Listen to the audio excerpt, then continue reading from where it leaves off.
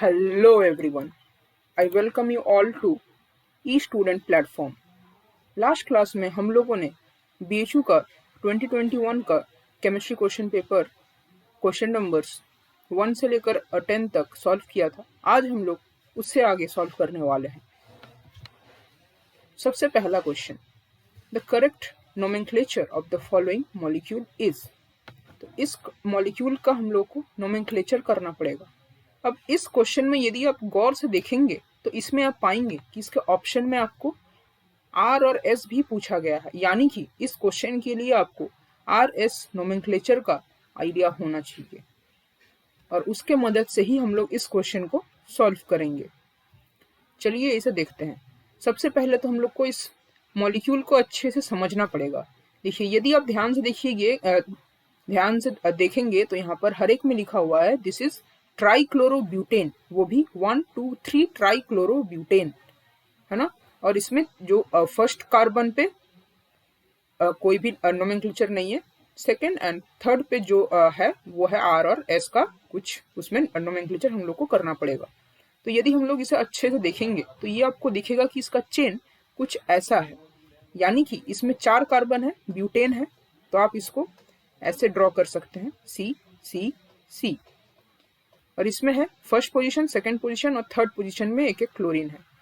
ये क्लोरीन, ये क्लोरीन, ये क्लोरीन, और बाकी सब में हाइड्रोजन हाइड्रोजन हम लोग ऐड कर देंगे। तो ये कुछ इसका स्ट्रक्चर ऐसा होगा। तो इसमें यदि आप गौर से देखेंगे तो जो इस वाला जो कार्बन है, ये वाला कार्बन नंबर 1, यह है 2, यह है 3 और यह है 4। तो जो कार्बन नंबर 1 है वो अकायरल है, वो कायरल नहीं है क्योंकि यहाँ पर 2 हाइड्रोजन मॉलिक्यूल्स है। तो उसी तरीके से हम लोग को इसे नंबरिंग भी सेम वे में करना पड़ेगा। यदि सपोज कि आप इस कार्बन को 1 मानते हैं, फिर ये 2, ये 3, ये 4, तो ये आपका सही नोमेनक्लेचर नहीं होगा क्योंकि इस 1 नंबर वाले कार्बन पर तो कोई भी क्लोरीन नहीं है।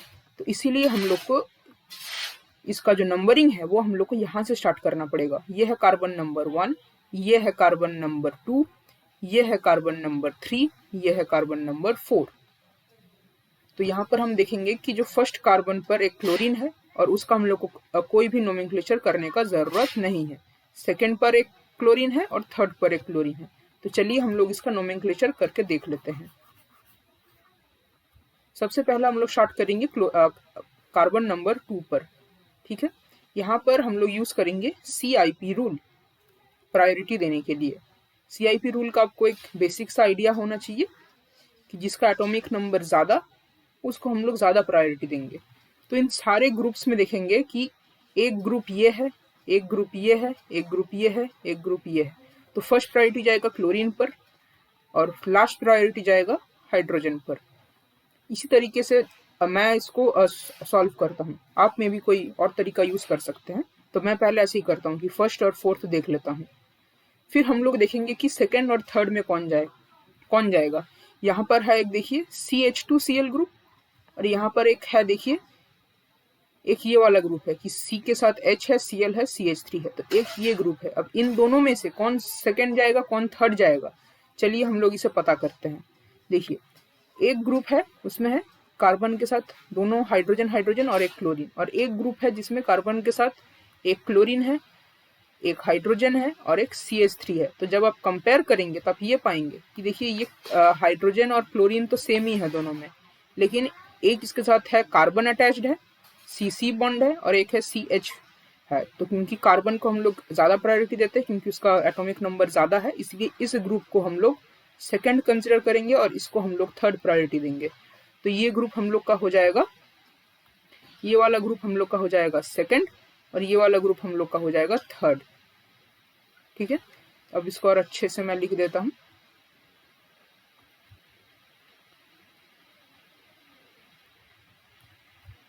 तो हम लोग के पास क्या आया, ये ग्रुप आया फर्स्ट, ये ग्रुप आया सेकंड, ये ग्रुप आया थर्ड और ये ग्रुप आया फोर्थ। तो अभी हम लोग इसे रोटेट करेंगे तो ये क्लॉकवाइज रोटेट होगा। क्लॉकवाइज रोटेट होगा मतलब ये R होना चाहिए, लेकिन यहाँ पर क्योंकि ये हाइड्रोजन जो है ये डैश पर नहीं है, वेज पर है, इसीलिए ये R ना होकर ये आपका हो जाएगा S। अच्छा, सिमिलर कंसेप्ट हम लोग इस वाले पर भी लगाएंगे। इसमें देखिए फर्स्ट प्रायोरिटी मैं दूंगा क्लोरीन को, लास्ट प्रायोरिटी मैं दूंगा हाइड्रोजन को। अब हम लोग के पास ग्रुप्स बचे हैं, एक है CH2Cl और सॉरी एक है हम लोग के पास ये वाला एक पूरा ग्रुप है और एक है हम लोग के पास CH3। तो यदि आप इसका स्ट्रक्चर ड्रॉ करेंगे, एक तो है हम लोग के पास CH3 मतलब इसमें सारे ही हाइड्रोजन है, और एक ग्रुप है हम लोग के पास जिसमें एक हाइड्रोजन है, एक क्लोरीन है और एक CH2Cl है। तो यहाँ पर भी यदि आप देखेंगे तो ये हाइड्रोजन हाइड्रोजन तो कॉमन है, लेकिन इसमें क्या है, एक में हाइड्रोजन है और एक में क्लोरीन है तो क्लोरीन जीत गया, एक में हाइड्रोजन है और एक में CH2Cl है तो CH2Cl जीत गया। तो ओवरऑल देखेंगे तो ये वाला ग्रुप को सेकेंड प्रायोरिटी मिलेगा और इस वाले ग्रुप को थर्ड प्रायोरिटी मिलेगा। तो अभी हम लोग यदि इसका नोमेनक्लेचर करेंगे तो इस ग्रुप को मिलेगा, सॉरी ये वाला फोर्थ होगा। यदि हम लोग इसका नोमेनक्लेचर करेंगे तो इस ग्रुप को मिलेगा सेकेंड प्रायोरिटी, इसको मिलेगा थर्ड प्रायोरिटी, इसको मिलेगा फोर्थ प्रायोरिटी। और फिर हम लोग इसमें रोटेट करवाएंगे तो ये क्लॉकवाइज घूमेगा, फिर से क्लॉकवाइज घूमेगा मतलब इसे होना चाहिए R, लेकिन क्योंकि यहाँ पर भी हम लोग देखेंगे कि हाइड्रोजन जो है वो वेज पर है, डैश पर नहीं है, इसलिए यहाँ पर भी हम लोग क्या करेंगे, इसे लिख देंगे S। तो इसका कॉन्फ़िगरेशन क्या हो जाएगा, S और S। लेकिन ये कौन कौन से कार्बन पर है, इसको हम लोग नाम दिए थे फर्स्ट कार्बन, इसको हम लोग नाम दिए थे सेकेंड कार्बन, इसको हम लोग नाम दिए थे थर्ड कार्बन और इसको हम लोग नाम दिए थे फोर्थ कार्बन। तो यहाँ पर हम लोग देखेंगे कि हम लोग का आंसर क्या आ रहा है, 2S एंड 3S। तो एक बात तो ये है, देखिए ये हम लोग का आंसर तो ये आ गया थर्ड ऑप्शन, लेकिन एक बात ये है कि सपोज कीजिए कि आपको इसका नंबरिंग भी किसी कारण से आप भूल गए हैं, लेकिन तब भी आपका आंसर मैच कर जाएगा। क्यों, क्योंकि दोनों में ही क्या है, S और S। ठीक है, तो इस क्वेश्चन में आप नंबरिंग तो शायद आप भूल भी सकते हैं, लेकिन ये RS कॉन्फ़िगरेशन, ठीक है, RS नोमेनक्लेचर और CIP रूल, ये तो आपको पक्का ही याद रहना चाहिए। और ऐसे टाइप का क्वेश्चंस अक्सर आपको किसी भी एंट्रेंस पर मिल सकते हैं। ठीक है, अच्छा एक और जो बात है BHU का, कि आपको जो मतलब एक ऑप्शन तो इनमें से सही है, लेकिन दूसरे ऑप्शंस को भी आपको ध्यान देना चाहिए कि ये वाला ऑप्शन कब हो सकता था, वो कैसे होगा, कैसा उसका स्ट्रक्चर हो सकता है। तो मैं आपको बोलूंगा कि आप इन सारे ऑप्शंस को भी एक बार देख लेना। ठीक है, जैसे कि सपोज कीजिए ये जो 2R और 3R है, इसका स्ट्रक्चर यदि मैं बनाना चाहता तो इसका स्ट्रक्चर कुछ ऐसे बनता। ये सपोज कीजिए CH2Cl है, ये जो डैश पर आ जाता हाइड्रोजन, वेज पर आ जाता है क्लोरीन, और यहाँ पर फिर से यहाँ पर जो डैश पर आ जाएगा हाइड्रोजन, वेज पर आ जाएगा क्लोरीन और यहाँ पर आ जाएगा CH3। तो इसका यदि आप देखेंगे तो ये आपका आ जाएगा 2R और 3R, है ना। तो ऐसे करके में भी आपको करना चाहिए। ठीक है, ऐसे आपको हर ऑप्शन का एक स्ट्रक्चर बनाकर देखना चाहिए, क्योंकि इन एग्जाम में क्या हो सकता है कि मे बी कोई आपको ऐसा टाइप का स्ट्रक्चर दे दे और आपको सेम ऑप्शंस मिल जाए, तो आपको पहले से ही पता होगा कि इसका आंसर तो ये होगा। ऐसे करके हम लोग को BHU के प्रीवियस ईयर क्वेश्चंस को एनालाइज करना चाहिए। नेक्स्ट क्वेश्चन देखिए, the number of alkenes are formed in the following reaction. ठीक, इसमें से कितने एल्कीन्स फॉर्म होंगे। देखिए यहाँ पर क्या बोला जा रहा है कि एल्कीन्स फॉर्म होने वाले हैं, एल्कीन्स फॉर्म होने वाले हैं, और ये जो आपका स्ट्रक्चर है इसमें कोई भी मतलब इस स्ट्रक्चर में कोई भी अनसैचुरेशन नहीं है, और यहाँ पर बोला है कि एल्कीन्स फॉर्म होंगे प्रोडक्ट में, यानी कि हम लोग को ये साफ साफ बताया जा रहा है कि यहाँ पर क्या होने वाला है, एलिमिनेशन होने वाला है। और उसी के साथ ये जो हम लोग के पास रिएजेंट है NaOET और ETOH, ये भी किसको दर्शाता है, एलिमिनेशन को दर्शाता है। ठीक है, E2 टाइप का एलिमिनेशन को यह दर्शाता है। अच्छा, तो आप लोग यहाँ से क्या करना, E1, E2, E1CB, ये सारे एलिमिनेशन टाइप्स भी आपको अच्छे से आने चाहिए। अच्छा, और ये वाला जो स्ट्रक्चर है ये है ब्रोमीन का। ठीक है, तो यहाँ पर ब्रोमीन है। तो इस क्वेश्चन को यदि हम लोग अच्छे से देखेंगे तो यहाँ पर बोल रहा है कि एलिमिनेशन प्रोडक्ट क्या होगा, मतलब एल्कीन्स कैसे बनेंगे, है ना। तो इसी को यदि मैं और अच्छे से ड्रॉ करूं, देखिए एक तो ये CH3 है, एक ये कार्बन है, यहाँ पर CH3, ये एक हाइड्रोजन, यहाँ पर CH के साथ एक Br है, यहाँ पर इस CH2 के साथ एक हाइड्रोजन है। ठीक है, तो क्वेश्चन में बोला जा रहा है कि ये जो ब्रोमीन है ये तो बाहर निकलेगा, है ना, ठीक, क्योंकि एलिमिनेशन में तो हम लोग यही देखते हैं, क्योंकि ब्रोमीन जो है वो अच्छा लिविंग ग्रुप है Br- के फॉर्म में, तो ब्रोमीन तो निकलेगा, लेकिन साथ ही में ये किसी हाइड्रोजन को भी लेकर जाएगा, और वो हाइड्रोजन क्या होगा, एडजेसेंट कार्बन का होगा, सेम कार्बन पर नहीं होगा, और एडजेसेंट कार्बन पर ही होगा, एडजेसेंट के परे वाला कार्बन पर भी नहीं होगा। तो हम लोग के पास दो ही ऑप्शन बचा है, एक तो ये कार्बन है और एक तो ये कार्बन है, और इनके पास फिर ये हाइड्रोजन ऑप्शंस में है। तो यहाँ से क्या होगा, ये वाला बॉन्ड टूट सकता है या फिर ये वाला बॉन्ड टूट सकता है ना। तो हम लोग के पास दो ऑप्शन हुए, ये है हम लोग के पास ऑप्शन नंबर 1, ये है हम लोग के पास ऑप्शन नंबर 2। तो फिर इसका आंसर क्या होना चाहिए कि हम लोगों को रिजल्ट में दो एल्किन्स मिलेंगे, और वो दो एल्किन्स कौन कौन से होंगे वो भी आपको पता होना चाहिए, है ना। तो जो सबसे पहला एल्किन होगा वो क्या होगा, CH3 CCH3 double bond CH bond CH3, और इसमें कौन सा एल्किन होगा, CH3 bond CH CH3 bond CH double bond CH2। मैं ये स्ट्रक्चर इसीलिए आपको बता रहा हूँ कि आपको इसका भी आइडिया होना चाहिए कि इनमें से मेजर प्रोडक्ट कौन सा होगा, क्योंकि ऐसा भी हो सकता है कि अगले साल आपको कोई ऐसा क्वेश्चन पूछ दे जिसमें सेम यही वाला आपको रिएक्शन मिले और उसमें पूछ दे कि इसका मेजर प्रोडक्ट क्या होगा, है ना, क्योंकि BHU में खास करके ऐसे टाइप के क्वेश्चंस बहुत आते हैं।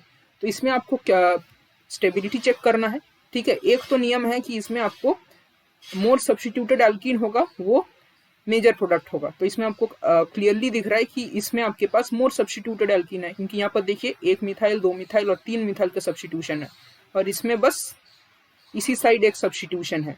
तो ये वाला क्योंकि मोर सब्स्टिट्यूटेड है इसीलिए ये वाला मेजर होगा, है ना, इसीलिए ये वाला मेजर होगा। लेकिन ये तो मतलब कि बस एक नियम है, लेकिन ये नियम किस बेसिस पर बनाया गया है, चलिए उसे हम लोग पता करते हैं।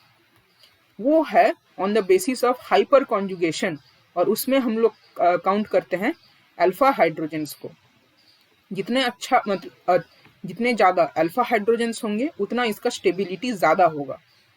तो फर्स्ट कंपाउंड में यदि हम लोग कैलकुलेट करें तो इसमें एक अल्फा ये वाला एक है, तो यहाँ पर 3 है, यहाँ पर 3 है, यहाँ पर 3 है, ठीक है। यहाँ पर 3 अल्फा कार्बन है, तो यहाँ पर 9 अल्फा हाइड्रोजन का इसको हाइपर कॉन्जुगेशन मिलेगा। और यहाँ पर हम लोग देखेंगे तो यही बस एक अल्फा कार्बन है, और यहाँ पर हम लोग को बस 1 अल्फा हाइड्रोजन का हाइपर कॉन्जुगेशन मिलेगा। तो इसीलिए ये वाला हम लोग के पास हो जाएगा माइनर और ये वाला होगा मेजर, ठीक है।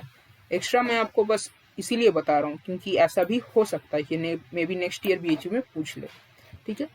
ये वाला क्वेश्चन देखिए, ये क्वेश्चन है रेडियो एनालिटिकल मेथड से, जो कि हम लोग पढ़ते हैं एनालिटिकल केमिस्ट्री में, ठीक है। ये क्वेश्चन बहुत ही सिंपल है, लेकिन मे बी ये आपको दिखने में थोड़ा सा कॉम्प्लिकेटेड लग सकता है, और क्योंकि इसका सोल्यूशन भी रेडिली अवेलेबल नहीं है। तो ध्यान से देखिएगा इस क्वेश्चन को। इसमें क्या पूछा गया है, an industrial waste water sample 10 ml is analyzed for Mn plus and shows an activity of 4631 CPM. A 1.00 mg milligram of standard, ठीक, यहाँ पर गौर कीजिए ये स्टैंडर्ड है और ऊपर ये सैंपल है। Standard Mn plus 10 ml shows an activity of this much, पहले का एक्टिविटी था this much. The Mn plus in the industrial waste water is, तो यहाँ पर क्या बोला गया है, सपोज कीजिए एक हम लोग के पास एक कंटेनर में 10 ml कोई एक सैंपल है, और एक हम लोग के पास दूसरा कंटेनर है जिसमें भी 10 ml का कोई एक सोल्यूशन है, ठीक है। तो जो पहला वाला हम लोग के पास सोल्यूशन है ये हम लोग के पास है सैंपल, ये क्या है हम लोग के पास सैंपल, और जो सेकेंड वाला है इसमें क्या है हम लोग के पास स्टैंडर्ड, है ना।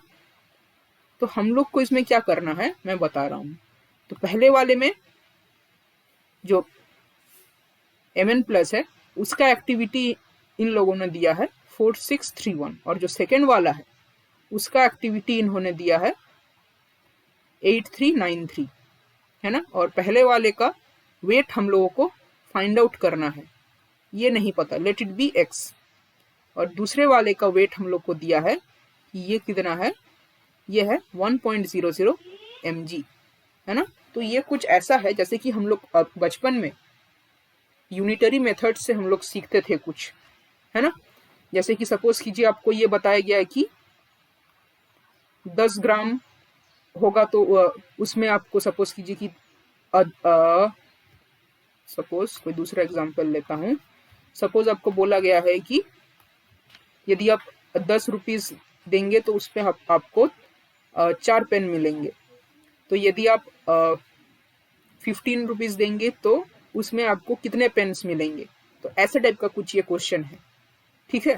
और इस क्वेश्चन में हम लोग क्या करेंगे, स्टैंडर्ड के साथ हम लोग इसका कंपैरिजन करेंगे।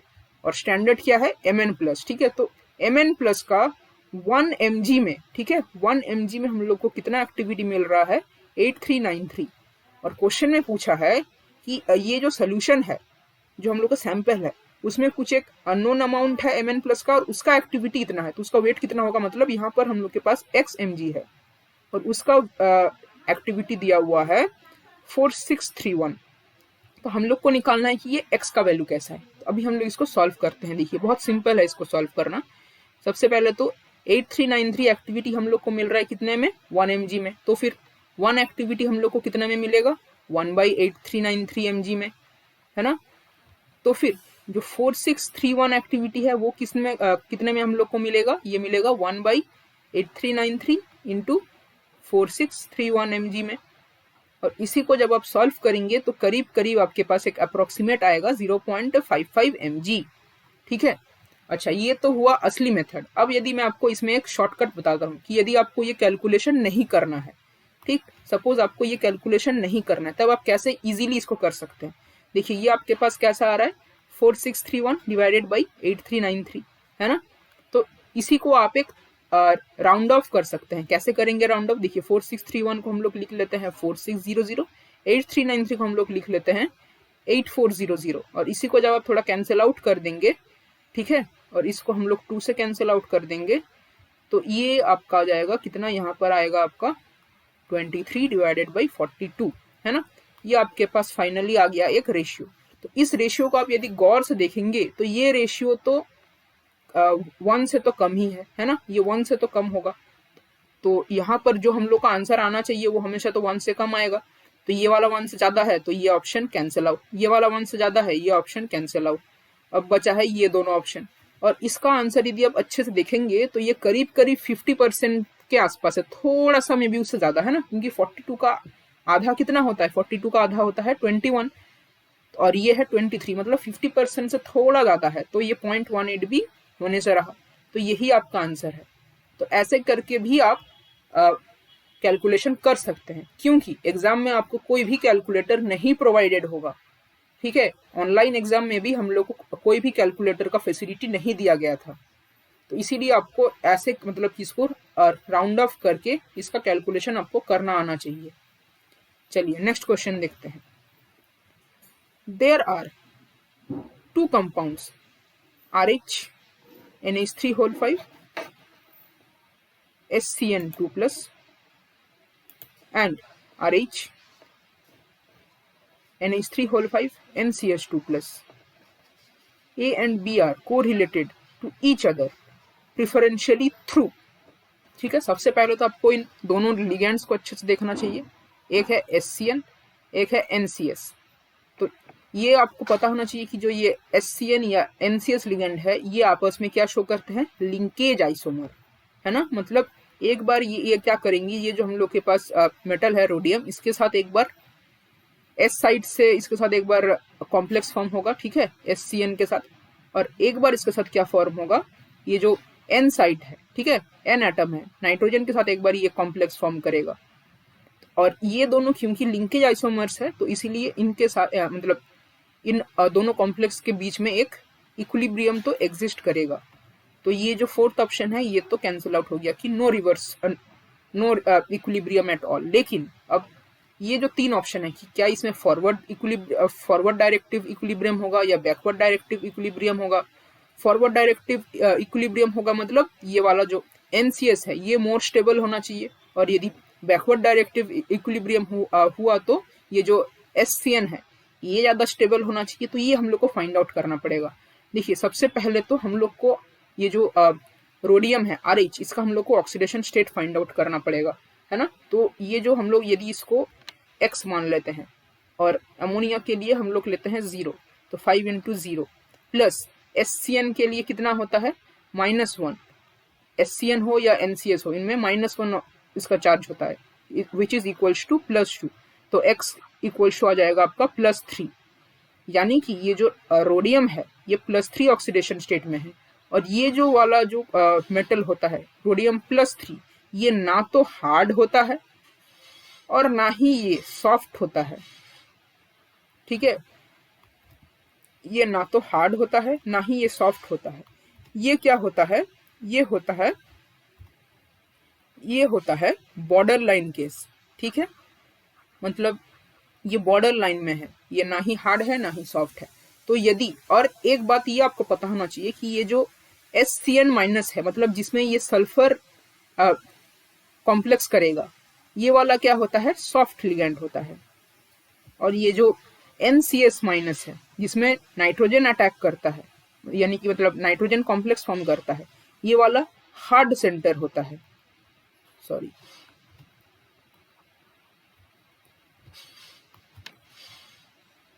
ये वाला हार्ड सेंटर होता है। तो ये सॉफ्ट होता है, ये हार्ड होता है, लेकिन ये वाला जो है हम लोग का रोडियम, ये है बॉर्डर लाइन केस। तो ना तो ये हार्ड बनाएगा ना तो ये सॉफ्ट बनाएगा, मतलब कि दोनों ही इसके जो कॉम्प्लेक्सेस हैं वो इक्वली स्टेबल होने चाहिए, ठीक है। तो ना ही ये फॉरवर्ड शो करेगा ना ही ये बैकवर्ड शो करेगा, ये रिवर्सिबल इक्विलिब्रियम शो करेगा।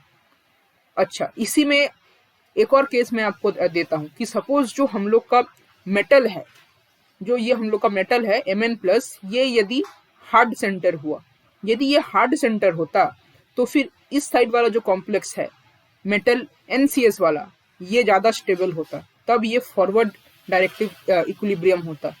और यदि सपोज कीजिए कि ये जो हम लोग के पास मेटल है Mn+, ये सॉफ्ट सेंटर होता, है ना, तब फिर ये वाला जो कॉम्प्लेक्स है मेटल SCN-, इसका कंसेंट्रेशन ज्यादा होता, तो फिर ये बैकवर्ड डायरेक्टिव इक्विलिब्रियम होता, ठीक है। और ये हार्ड एंड सॉफ्ट ये हम लोग कैसे डिसाइड करते हैं कि यदि किसी का चार्ज कंसेंट्रेशन, ठीक है, यदि किसी का चार्ज कंसेंट्रेशन ज्यादा हुआ तो वो हार्ड होगा, यदि किसी का साइज कम हुआ तो वो भी हार्ड होगा, और यदि इसके विपरीत हुआ तो फिर वो सॉफ्ट हो जाता है। मतलब यदि उसका चार्ज भी कम है और साइज भी ज्यादा है तो फिर वो सॉफ्ट हो जाता है। लेकिन रोडियम क्यों बॉर्डर लाइन हुआ ये भी आपको समझना है, क्योंकि देखेंगे रोडियम के पास इसका जो चार्ज है ना, इसका चार्ज ज्यादा है, लेकिन इसका जो साइज है, इसका साइज भी ज्यादा है ना। तो चार्ज ज्यादा है तो ये हार्ड बन सकता है, लेकिन इसका साइज ज्यादा है तो फिर ये सॉफ्ट बन सकता है। इसीलिए ये दोनों में से कोई भी नहीं बनता, ये बन जाता है बॉर्डर लाइन केस, ठीक है। चलिए नेक्स्ट क्वेश्चन देखते हैं। अच्छा, नेक्स्ट क्वेश्चन ये है असर्शन रीजन टाइप। देखिए ये वाला जो कंसेप्ट है असर्शन और रीजन टाइप क्वेश्चन, ये बस 2021 के क्वेश्चन पेपर से ही इसको डालना स्टार्ट किया गया है। तो ऐसे टाइप के क्वेश्चंस के लिए भी आपको रेडी रहना चाहिए। हम लोगों ने तो इसे फर्स्ट टाइम फेस किया था, लेकिन आप लोगों के लिए ये मौका है कि आप लोग इसे रेडी करके रख सकते हैं। तो सबसे पहली बात, इंडिगोटिन। तो indigotin is insoluble in water, but when its phase is treated with alkaline sodium hyposulphide it becomes soluble, ठीक है। तो यहाँ पर बोला जा रहा है कि जो इंडिगोटिन है वो आमतौर पर तो इनसॉल्युबल इन वाटर है, लेकिन यदि हम लोग उसे अल्कलाइन सोडियम हाइपोसल्फाइड के साथ ट्रीट करेंगे तो फिर वो सॉल्युबल बन जाएगा। तो क्या ये स्टेटमेंट ट्रू है? अच्छा, और सेकंड स्टेटमेंट क्या है, the structure of water soluble indigotin is, मतलब ये वाला जो स्ट्रक्चर है ये वाटर सोल्यूबल इंडिगोटिन का है। क्या ये स्टेटमेंट ट्रू है? सबसे पहले तो मैं आपको ये बता देता हूं कि ये वो जो सेकंड जो इसका रीजन है वो जरासर फॉल्स है, क्योंकि ये जो स्ट्रक्चर है ये इंडिगोटिन का है।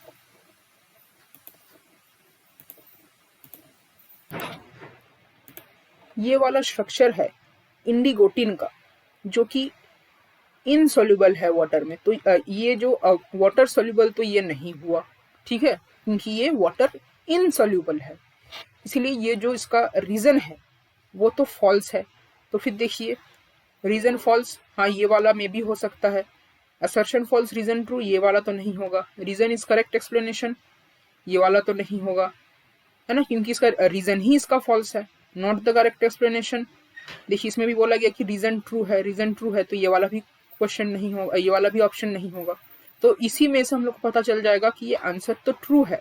लेकिन अभी हम लोग को इस क्वेश्चन को और भी अच्छे तरीके से समझना पड़ेगा कि ये एक्चुअली में इस क्वेश्चन का मेन मतलब क्या है। ठीक है, तो देखिए इंडिगोटिन का तो आपको स्ट्रक्चर पता चल गया, लेकिन इसका जो नेक्स्ट पार्ट है कि जब हम लोग इसको ट्रीट करते हैं अल्कलाइन सोडियम हाइपोसल्फाइड के साथ, तो उसमें क्या होता है। देखिए पहली बात तो ये वाला मैं आपको स्ट्रक्चर यहाँ पर बनाया है। ठीक है, तो इसके साथ जब आप क्या देंगे, इसको अल्कलाइन देंगे। ठीक है, अल्कलाइन मतलब यहाँ पर में भी हम लोग एक बेस अज्यूम कर सकते हैं, जो कि हो सकता है NaOH, सोडियम हाइड्रोक्साइड। ठीक है, और उसके साथ हम लोग देते हैं सोडियम हाइपोसल्फाइड। सोडियम हाइपोसल्फाइड का भी आपको स्ट्रक्चर पता होना चाहिए, जो कि होता है Na2S2O4। ठीक है, ये होता है सोडियम हाइपोसल्फाइड का स्ट्रक्चर। यदि आप इससे इसको ट्रीट करेंगे तो इसका स्ट्रक्चर कुछ ऐसा आएगा, देखिए, है ना। पहली बात तो यहाँ पर एक 6 मेंबर रिंग एक फॉर्म होगा, उसके साथ एक यहाँ पर 5 मेंबर रिंग फॉर्म होगा, है ना। सॉरी, अच्छे से नहीं बन पाया। उसके साथ यहाँ पर एक 5 मेंबर रिंग फॉर्म होगा, जिसमें क्या होगा, एक नाइट्रोजन एक प्रेजेंट होगा।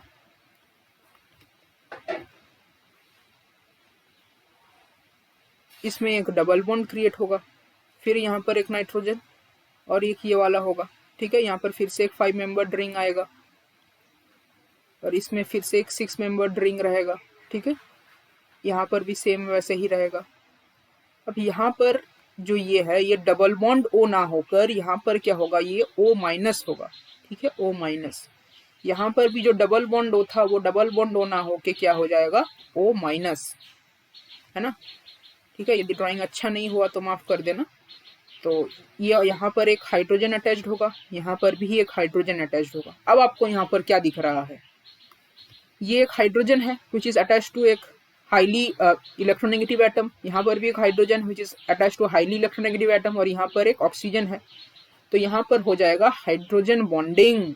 क्या होगा यहाँ पर, hydrogen bonding, intramolecular hydrogen bonding. और इंट्रामोलिकुलर हाइड्रोजन बॉन्डिंग के कारण, ठीक है, इस हाइड्रोजन बॉन्डिंग के कारण ये हो जाएगा सॉल्यूबल इन वाटर। ठीक, सॉल्यूबल इन वाटर। तो इसका जो वाटर सॉल्यूबल फॉर्म है वो कुछ ऐसा दिखना चाहिए, ना कि ऐसा। ठीक है, अब आप पूछ सकते हैं कि मे बी यदि हम लोग को इसका रिवर्स रिएक्शन करना है, कि हम लोग को इस वाटर सॉल्यूबल फॉर्म से वाटर इनसॉल्यूबल फॉर्म में जाना है, तो क्या करेंगे। तो आप इसको सिंपली ऑक्सीजन के साथ ट्रीट कर सकते हैं, तो ये इसमें आ जाएगा। ठीक है, और इस फॉर्म को हम लोग नाम देते हैं इंडिगो। ठीक है, या फिर इंडिगोटिन। ठीक है, इंडिगोटिन क्या है, वही इंडिगो जो डाई होता है उसी को हम लोग नाम देते हैं इंडिगोटिन, और इस फॉर्म को हम लोग नाम दे सकते हैं ल्यूको इंडिगो। ठीक है, ल्यूको इंडिगो। ठीक, तो ये था इसके पीछे का पूरा साइंस। ठीक, तो बस इस रीजन को ही हम लोगों ने फॉल्स प्रूफ करके हम लोगों ने इसका आंसर निकाल दिया था। ठीक, तो ऐसे आपका अप्रोच होना चाहिए। चलिए नेक्स्ट क्वेश्चन देखते हैं। नेक्स्ट क्वेश्चन है, what is the correct order of basicity. मतलब ये बताना है कि इनमें से कौन सबसे ज्यादा बेसिक है। तो इनमें तो हम लोग को सबसे पहले 3 स्ट्रक्चर दिया हुआ है, एक है अमोनिया, एक है पिरिडीन, एक है ट्राइमिथाइलमीन और एक है पाइरोल। तो अब इन लोगों को हम लोग को अरेंज करना पड़ेगा। देखिए अमोनिया का स्ट्रक्चर आपको अच्छे से पता है, वो कैसा होता है, वो होता है NH3। नेक्स्ट है हम लोग के पास पिरिडीन भी आपको अच्छे से पता होगा, है ना, वो कैसा होता है, इसमें बीच में एक नाइट्रोजन रहेगा और ये बेंजीन टाइप का कुछ एक स्ट्रक्चर शो करेगा। ठीक है, ये बेंजीन टाइप का एक स्ट्रक्चर होगा और इसमें ऐसे 3 पाई बॉन्ड होंगे। नेक्स्ट है हम लोग के पास ट्राई इथाइल अमीन। इसका स्ट्रक्चर कैसे होगा देखिए, अमीन बोला है तो एक नाइट्रोजन होगा और ट्राई इथाइल है, ठीक है, इथाइल ग्रुप जुड़ा है, मतलब इनमें इससे 3 कैसे ग्रुप जुड़े हैं, इथाइल, है ना, ईटी। और इथाइल ग्रुप दिखता कैसे है देखिए, ये होता है इथाइल ग्रुप। कैसे होता है, CH3 बॉन्ड CH2 बॉन्ड, ठीक है, ये वाला ग्रुप होता है इथाइल ग्रुप। ये हो गया। नेक्स्ट है पायरोल। पायरोल भी आपको पता होना चाहिए, वो कैसा होता है, एक 5 मेंबर्ड रिंग होता है जिसमें एक हेट्रो एटम होता है जो कि होता है नाइट्रोजन, ठीक है, और इसमें 2 पाई बॉन्ड्स होते हैं। अब बताना है कि इसमें से बेसिस कौन ज्यादा बेसिक होगा। देखिए कौन ज्यादा बेसिक होगा, इसका आंसर कैसे हम लोग निकालेंगे, देखिए हर एक में क्या होगा, जो ये नाइट्रोजन के ऊपर एक लोन पेयर प्रेजेंट होगा, हर एक में, ठीक है, हर एक में इस नाइट्रोजन के ऊपर एक लोन पेयर प्रेजेंट होगा, और वो नाइट्रोजन ज्यादा बेसिक होगा जो कि इस लोन पेयर को इजीली वो इसको डोनेट कर पाए, वो ज्यादा बेसिक होगा, ठीक है, मतलब जो इस लोन पेयर को इजीली डोनेट कर पाएगा, ठीक है, जिसका लोन पेयर का इलेक्ट्रॉन डेंसिटी ज्यादा होगा, वही ज्यादा बेसिक होगा, ठीक है, उसका बेसिसिटी ज्यादा होगा। चलिए इस क्वेश्चन को फिर हम लोग अप्रोच करते हैं। देखिए सबसे पहला है NH3, ठीक है, इसको हम लोग एज ए रेफरेंस मान लेते हैं, ठीक है। नेक्स्ट है हम लोग के पास ये पायरोल। पायरोल में क्या होगा, देखिए ये है 4 पाई सिस्टम, ठीक है, और ये क्या है, साइक्लिक है, ठीक, और इसमें यदि सपोज ये जो नाइट्रोजन का लोन पेयर है, यदि ये कॉन्जुगेशन में इन्वॉल्व्ड हो जाता है, तब ये क्या होगा, एरोमेटिक बन जाएगा, क्योंकि यहाँ पर 6 पाई इलेक्ट्रॉन्स हो जाएंगे और ये एरोमेटिक बन जाएगा। तो इसमें क्या होता है, ड्राइविंग फोर्स होता है एरोमेटिसिटी। तो इसमें क्या बोलेंगे हम लोग, एरोमेटिसिटी गेन करने के लिए ये वाला जो स्पीसीज है, इसका लोन पेयर जो है नाइट्रोजन का, वो अवेलेबल नहीं होता है उतना ज्यादा, इसीलिए इसका जो बेसिसिटी है ना, इसका जो बेसिसिटी है वो डिक्रीज हो जाएगा बहुत ज्यादा। नेक्स्ट हम लोग आते हैं इसमें ट्राई इथाइल अमीन। इसमें देखिए इथाइल ग्रुप है, इथाइल ग्रुप कैसे एक्ट करता है, as a source of plus I, ठीक है, ये प्लस आई इफेक्ट देता है। तो यहाँ पर तो 3 इथाइल ग्रुप है, तो हर एक इथाइल ग्रुप क्या देगा, प्लस आई इफेक्ट देगा, और प्लस आई इफेक्ट से क्या होता है, ये जो इलेक्ट्रॉन डेंसिटी है ये बहुत ज्यादा बढ़ जाता है। इलेक्ट्रॉन डेंसिटी बढ़ जाएगा तो फिर इसका जो बेसिसिटी है वो बढ़ जाएगा, है ना। तो ये सबसे ज्यादा बेसिक होगा ट्राइथाइलामीन और सबसे कम बेसिक होगा पायरोल। यही यदि हम लोग बस ऑप्शन में ढूंढ लेंगे तो हम लोग आधा क्वेश्चन सॉल्व, इन दोनों के बारे में हम लोग को सोचना भी नहीं है, ठीक है। देखिए सबसे कम है पायरोल, सबसे ज्यादा है ट्राइथाइलामीन, तो ये वाला ऑप्शन करेक्ट हो जाएगा। ये तीनों नहीं होंगे। अच्छा अब है पिरिडीन। पिरिडीन में क्या होता है, देखिए इसमें तो पहले से ही इसमें 6 पाई इलेक्ट्रॉन है, ठीक है, तो वो आपस में ही कॉन्जुगेशन वगैरह कर लेते हैं, तो इसीलिए इसमें ये जो नाइट्रोजन का लोन पेयर है ये अवेलेबल होता है डोनेशन करने के लिए, ठीक है, ये अवेलेबल होता है। लेकिन इसमें एक और बात है, इसमें जो है ये नाइट्रोजन क्या है, तो इसलिए इसका ऑर्डर क्या होना चाहिए, देखिए इसमें ये नाइट्रोजन है ना, आप इसको एक बार फिर से यदि अच्छे से हम लोग देखेंगे, देखिए थोड़ा सा इसमें ट्विस्ट है। ये जो नाइट्रोजन है ये इसका हाइब्रिडाइजेशन क्या है, sp2 हाइब्रिडाइजेशन है, और ये अमोनिया हो गया या फिर ये जो ट्राइथाइल अमीन हो गया, इसका हाइब्रिडाइजेशन क्या है, इनका हाइब्रिडाइजेशन है sp3, ठीक है। और ये हम लोगों को अच्छे से पता है कि इनका इलेक्ट्रोनेगेटिविटी का सीक्वेंस क्या होता है, क्योंकि ये जो पिरिडीन है इसमें जो नाइट्रोजन है ये sp2 हाइब्रिडाइज्ड है ना, और हम लोग को इलेक्ट्रोनेगेटिविटी का सीक्वेंस क्या पता है कि sp का सबसे ज्यादा होता है more than sp2 more than sp3, है ना। तो ये जो sp2 में जो इसका लोन पेयर प्रेजेंट है तो फिर ये ज्यादा इलेक्ट्रोनेगेटिव होगा। यदि ये ज्यादा इलेक्ट्रोनेगेटिविटी यदि ज्यादा बढ़ेगा तो फिर लोन पेयर का जो डोनेशन है ना, लोन पेयर डोनेशन टेंडेंसी जो है वो डिक्रीज होगा, यानी कि उसका बेसिसिटी भी उसका डिक्रीज होगा, है ना। तो उस हिसाब से भी हम लोग कह सकते हैं कि ये जो पिरिडीन है इसका बेसिसिटी कम होगा, लेकिन उतना भी कम नहीं होगा जितना पायरोल में होता है। क्यों? क्योंकि पायरोल में तो ये लोन पेयर इसके पास अवेलेबल ही नहीं है, क्योंकि ये एरोमेटिसिटी में इन्वॉल्व हो गया है। लेकिन इसमें क्या है, पिरिडीन में ये अवेलेबल तो है, लेकिन क्योंकि ये sp2 हाइब्रिडाइज्ड है नाइट्रोजन, इसलिए ये ज़्यादा इलेक्ट्रोनेगेटिव है। इसीलिए इसका जो बेसिसिटी है वो अमोनिया से भी कम है और ट्राइमिथाइल अमीन से भी कम है ना। तो इसीलिए इसका सही ऑर्डर जो है वो हो जाएगा ये ही, ठीक है, जो हम लोगों ने पहले ही पता लगाया हुआ था कि पायरोल का सबसे कम होगा, फिर फिर ट्राई इथाइल अमीन का सबसे ज्यादा होगा, ठीक है। तो ये सीक्वेंस होगा ओवरऑल। क्यों होगा मैं आपको फिर से एक बार बता देता हूँ। सबसे ज्यादा होगा ट्राई इथाइल अमीन का, क्योंकि इसमें प्लस आई इफेक्ट है। उसके बाद होगा अमोनिया में, ठीक है। और इन दोनों में ही जो नाइट्रोजन है वो sp3 हाइब्रिडाइज्ड है। थर्ड में आएगा पिरिडीन। पिरिडीन के पास लोन पेयर तो इसके पास अवेलेबल है, लेकिन ये sp2 हाइब्रिडाइजेशन में है नाइट्रोजन, इसलिए ये ज्यादा इलेक्ट्रोनेगेटिव है, इसीलिए इसका बेसिसिटी कम होगा इन कंपैरिजन टू sp3, ठीक है।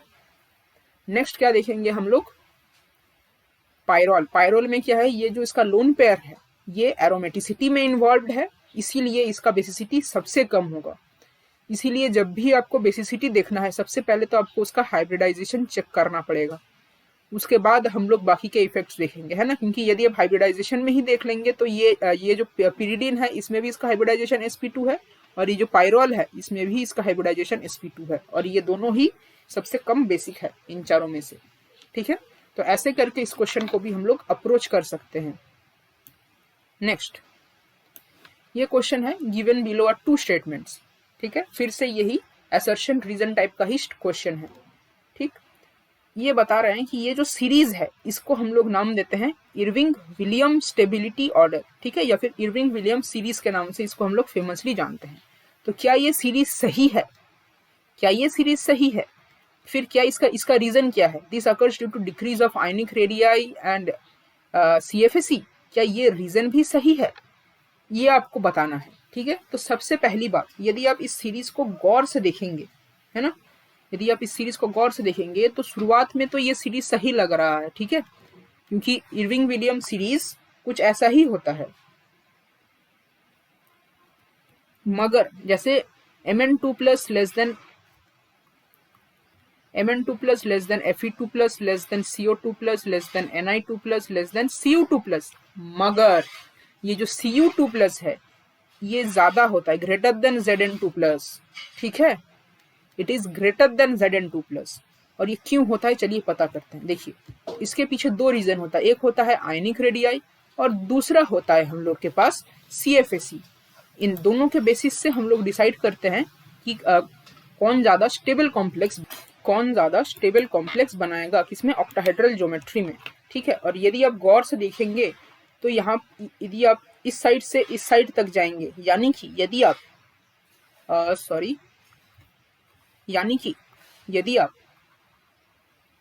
Mn2 प्लस से लेकर Zn2 प्लस तक जाएंगे तो आपको एक स्लाइट डिक्रीज इन साइज मिलेगा, ठीक है। तो यहाँ पर साइज डिक्रीज करेगा, तो ये भी एक फैक्टर है, साइज यानी कि आयनिक रेडियाई डिक्रीज करेगा, ठीक है। तो इसके कारण इनका स्टेबिलिटी बढ़ता जाएगा, ठीक है। पर वहीं पर आप सोचेंगे कि ठीक है यहाँ तक तो ठीक है Cu तक, लेकिन Cu2 प्लस क्यों ग्रेटर देन Zn2 प्लस हो गया?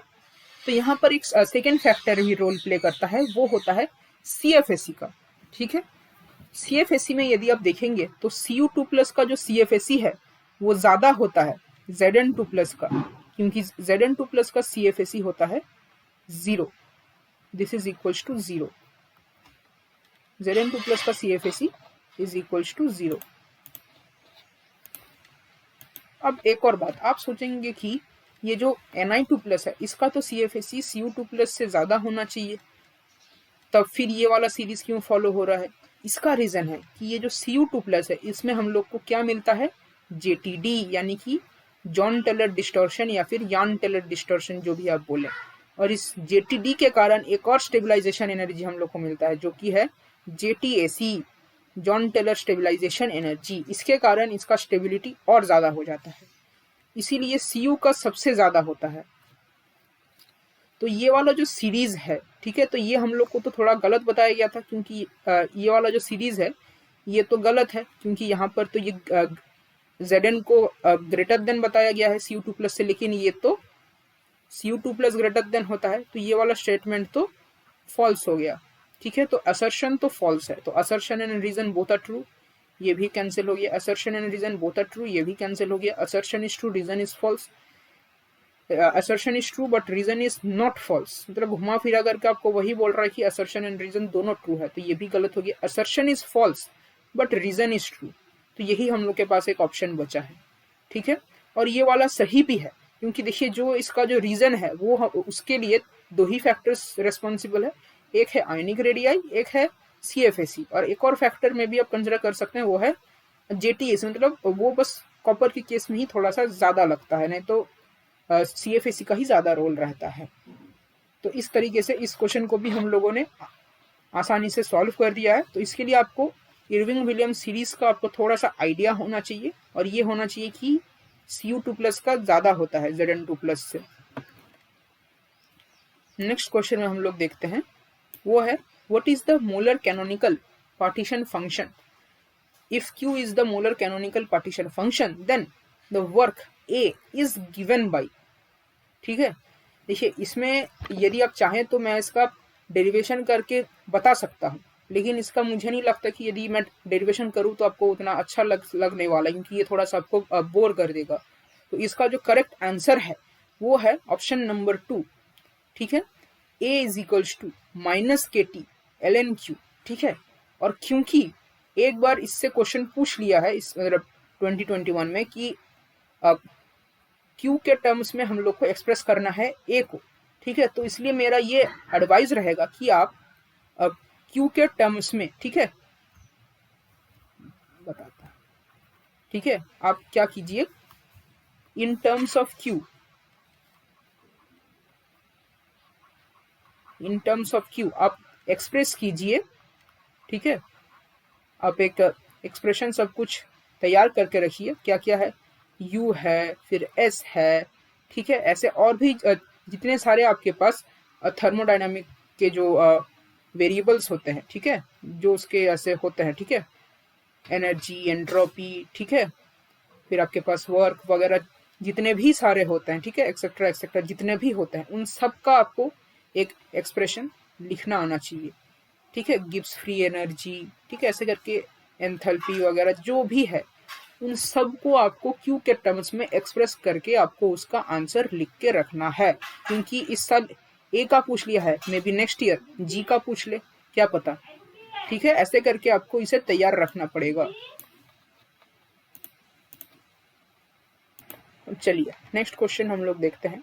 इस क्वेश्चन में ये बोला गया है the number of di substituted products, ठीक है, di substituted products of naphthalene are 10। क्या ये 10 है या इससे ज्यादा या इससे कम है। सेकेंड स्टेटमेंट है when naphthalene is treated with concentrated sulfuric acid at 40 degree Celsius the main product is 2 derivative। ठीक है, देखिए ये जो पहला स्टेटमेंट है इसके लिए आपको थोड़ा सा दिमाग लगाना पड़ेगा, और ये सेकंड स्टेटमेंट है इसके लिए आपको या तो आपको ये पता होगा या तो आपको ये नहीं पता होगा, क्योंकि ये थोड़ा सा फैक्ट बेस्ड भी है। ठीक है, तो अभी हम लोग इसको कैसे सॉल्व करेंगे, है ना, देखिए मैं बताता हूँ आपको। देखिए सबसे पहले हम लोग इसका सेकेंड पोर्शन में अभी देखते हैं। ठीक है, when naphthalene is treated with concentrated sulfuric acid at 40 degree C, यदि हम लोग इसको नैप्थलीन को, ये हम लोग के पास क्या हो गया नैप्थलीन, इसको यदि हम लोग कंसनट्रेटेड H2SO4 में ट्रीट करेंगे, कंसनट्रेटेड H2SO4 में एट 40 डिग्री C, तब जो हम लोग का मेजर प्रोडक्ट बनेगा वो क्या बनेगा, ये हो गया नैप्थलीन, और इसमें जो मेजर प्रोडक्ट बनेगा वो बनेगा एट 1 पोजीशन। ठीक है, यहाँ पर आ जाएगा SO3H, तो ये हम लोग के पास बनेगा 1 सब्स्टिट्यूटेड। ठीक है, ये हम लोग का मेजर बनेगा, क्या है ये 1 सब्स्टिट्यूटेड। तो ये स्टेटमेंट तो गलत है। ठीक है, ये जो सेकंड स्टेटमेंट है ये स्टेटमेंट फॉल्स है। ठीक है, ये हम लोग के पास आएगा मेजर, लेकिन हम लोग को ये भी जानना पड़ेगा कि तब फिर ये जो 2 डेरिवेटिव है क्या ये बनना पॉसिबल है। हाँ, ये बनना पॉसिबल है, और ये कैसे बनेगा, यदि हम लोग कंसंट्रेटेड H2SO4 को ही लेंगे, ठीक है, लेकिन एट हायर टेम्परेचर, कितना टेम्परेचर, नियरली 160 डिग्री सेल्सियस, ठीक है, 160 डिग्री सेल्सियस लेंगे तो इस पर जो ये प्रोडक्ट बनेगा वो हम लोग को मिलेगा टू डेरिवेटिव, मतलब दोनों ही केस में क्या बनेगा, one derivative and two derivative बनेगा, ठीक है, इसमें भी +2 सब्स्टिट्यूटेड बनेगा और इसमें भी +1 सब्स्टिट्यूटेड बनेगा, ठीक है, लेकिन जो मेजर प्रोडक्ट होगा वो होगा इस केस में 40 डिग्रीज में 1 सब्स्टिट्यूटेड और 160 डिग्रीज में ये होगा हम लोगों के पास 2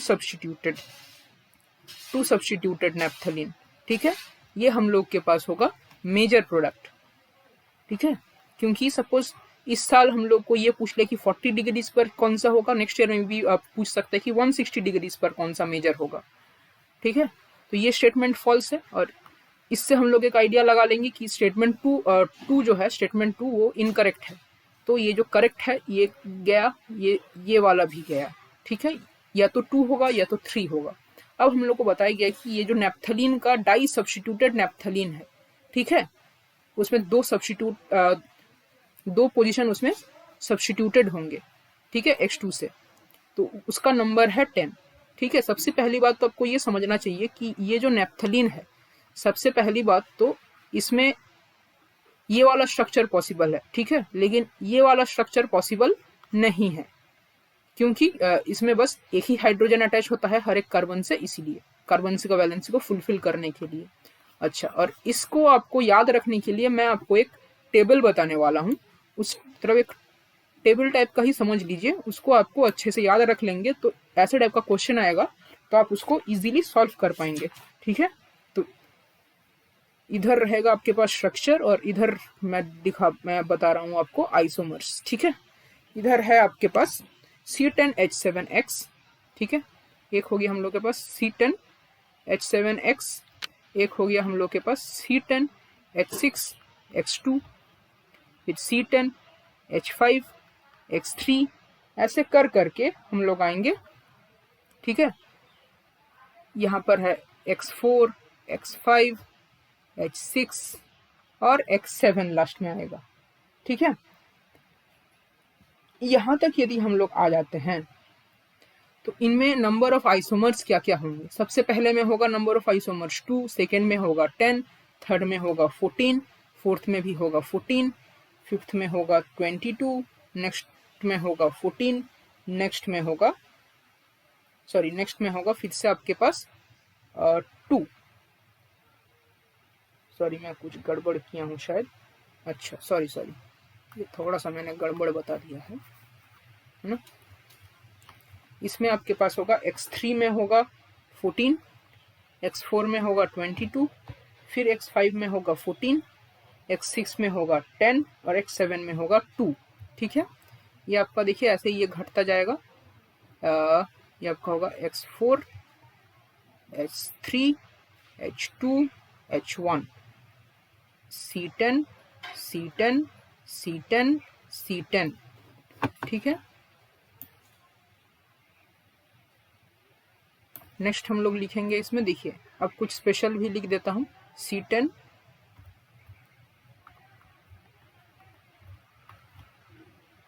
H6XY, यदि इस टाइप का आ गया तो उसमें कितना होगा 14।